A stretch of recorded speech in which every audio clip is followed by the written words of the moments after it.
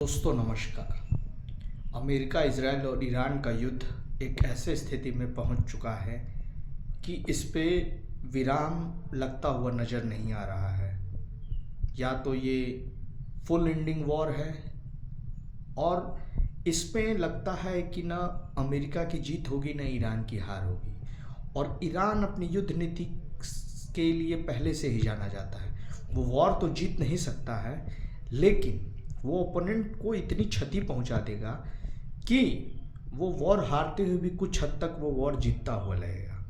लेकिन ऐसे परिस्थिति में इस युद्ध से संपूर्ण विश्व पर खतरा मंडरा रहा है, चाहे ऊर्जा का क्षेत्र हो या कोई भी ऐसी चीज़ हो कि सप्लाई चेन डिस्टेबलाइज हो गई है। तो इसमें भारत का क्या अहम रोल है? भारत अपनी जो नॉन अलाइनमेंट नीति के लिए जाना जाता है, लेकिन अब भारत ने अपनी नीति चेंज कर दी और वो मल्टी अलाइनमेंट की तरफ बढ़ गया और इशू बेस्ड अलाइनमेंट करता है।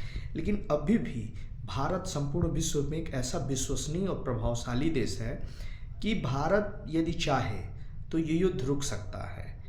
और ऐसा फिनलैंड, जो भी कूटनीतिक हल्के में दो गुट बटे हुए हैं, वो ये बोलते हैं। लेकिन एक और तीसरा एक प्रस्ताव आया है फिनलैंड के जो प्रधानमंत्री हैं अलेक्जेंडर स्टब, उन्होंने ब्लूमबर्ग के दिए हुए एक इंटरव्यू में ऐसा कहा कि भारत इस समय आर्थिक रूप से भी मजबूत है, कूटनीति भी उसकी ऐसी है कि ईरान, इजराइल और यूएसए के साथ उसके सौहार्दपूर्ण संबंध है। तो यदि भारत चाहे तो इन तीनों के बीच में एक एक्टिव मीडिएटर, जो इशू बेस्ड मीडिएटर है, उसको करके वो समझौता करा सकता है।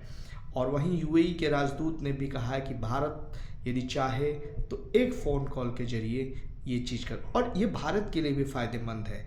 इस युद्ध में एक न्यूट्रलिटी की भूमिका चाइना ने निभाई है। वो पैसिव वे में तो ईरान का सपोर्ट कर रहा है, लेकिन उसने कहा कि किसी भी चीज़ का विकल्प युद्ध नहीं होता, और इस युद्ध से चाइना को ही फ़ायदा हो रहा है।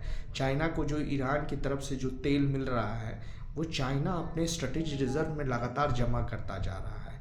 और भारत को भी एक कॉन्शियस नेशन के रूप में, जो अपनी एनर्जी सिक्योरिटी को पहले प्रिविलेज देता है और वर्ल्ड पीस को भी, तो उसको एक अपने जो भी स्ट्रॉन्ग पोजीशन है उसका यूज़ करके इस युद्ध को ख़त्म करना चाहिए।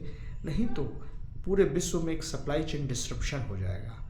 और अभी इस युद्ध में फ़िलहाल तो अमेरिका और इजराइल ईरान पर भारी पड़ते हुए दिख रहे हैं। आगे की चीज़ें अब समय के गर्भ में छिपी हुई हैं, देखते क्या होता है।